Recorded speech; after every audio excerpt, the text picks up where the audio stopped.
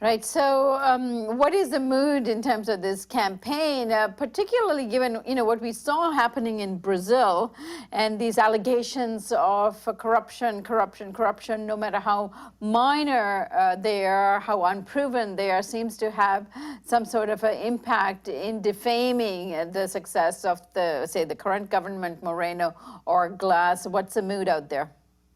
Yeah, it's a very strange presidential campaign. I mean, I've seen presidential campaigns, in the United States and in Venezuela and other countries, in Nicaragua and so on. And usually, people will be campaigning out on the streets. There'll be massive placards and billboards and all kinds of things.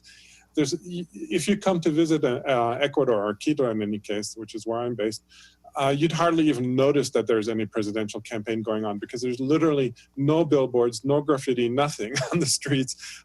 Every once in a while, you might see somebody here and there leafletting, but there's really nothing going on. It's very strange. It's a very subdued campaign. And I think the reason is that partly people are feeling kind of apathetic about this. That is, the range of the candidates in terms of what they represent is very minimal. I've been trying to follow. I mean, well, I shouldn't say that. They do represent a significant difference in the sense that Guillermo Lasso, he's really the neoliberal candidate.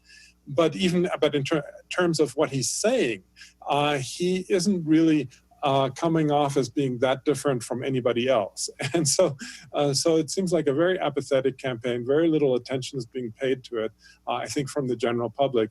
And part of it is that I think Correa himself never really built a real movement to support him. So he hasn't the capability of mobilizing people, and he didn't really choose the most charismatic representative to succeed him.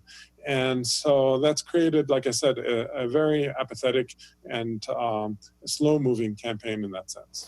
And President Correa has included a referendum question on this ballot. Tell us about the ethical pact that's on the ballot and why Correa put it there.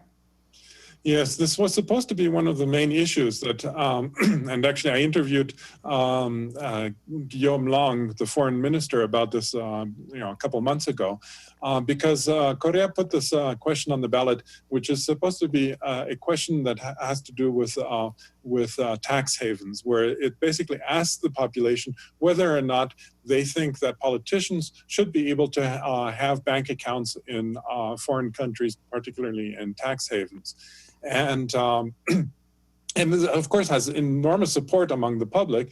And it was kind of a political ploy in a sense that that Correa knew that the conservative politicians would be opposed to this. But any right-thinking, sensible, citizen would normally think that this is not something that they should be opposed to. Politicians shouldn't hide their incomes, in tax havens.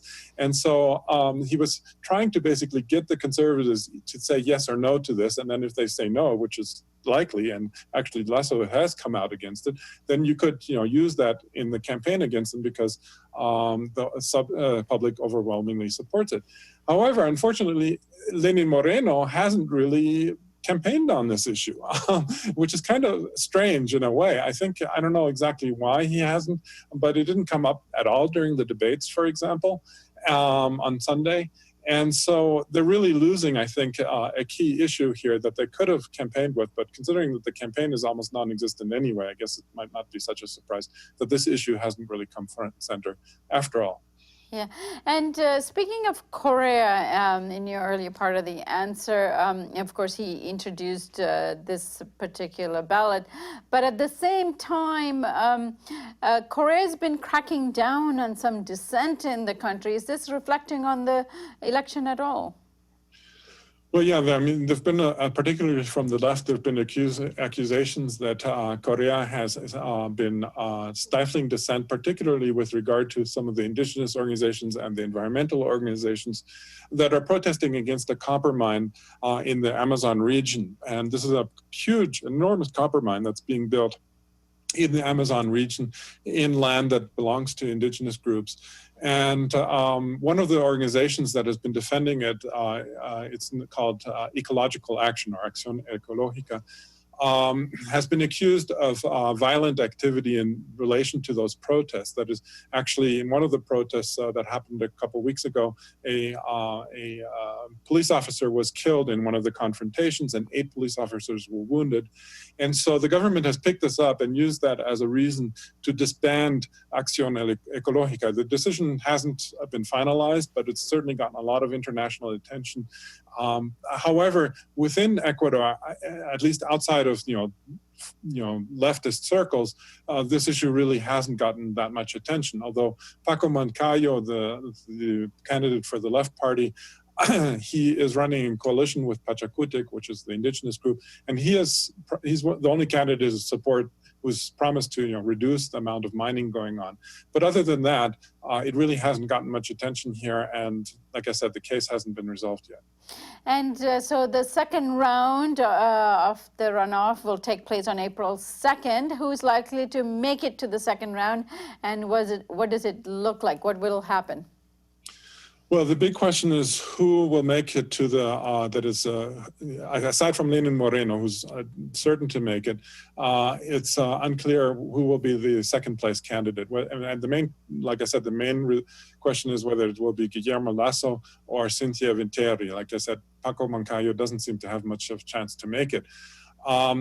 Either case, like I said, it will become very close because the undecideds in this vote, in this election, seem to be, according to the polling organizations, the highest they've ever been. Something like between 30 and 40% of the voters, even 2 weeks before the election, have said they haven't decided who they will vote for, or when they vote, whether they will abstain. That is, in Ecuador, you are required to, there's an obligation to vote, and so in order to abstain, you just cast a blank ballot. So the number of blank ballots could end up being very high.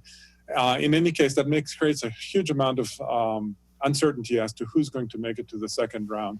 And like I said, people here seem to be kind of tired of Correa's very high-flown rhetoric. That's one of the main complaints that I've heard a lot. The other main question, or the reason why Lenin Moreno might have a hard time, is the economy. That is, even though Correa, who's an economist, has succeeded in several years of solid economic growth, the last year or year and a half have been very difficult because of the decline in the price of oil. And Ecuador has a dollarized economy, and so this means that they cannot do an adjustment in terms of their currency to compensate for the loss of dollar income.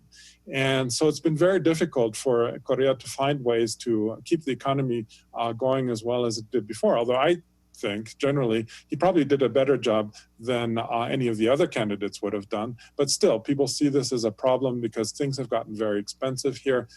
Inflation isn't that high, but still, the incomes relative to the general costs haven't adjusted as much, even though poverty has gone down and purchasing power for the poorest has certainly increased. But for the middle class, the situation has been very difficult here. And I think that will be a reason why a lot of people will not support Moreno in any second round. And that's why it looks like a 50-50 chance that he might lose, which would be a real blow to the progressive movement in Latin America. Greg, I thank you so much for joining us today, and we'll keep reporting on this issue together. Thank you. My pleasure. And thank you for joining us on the Real News Network.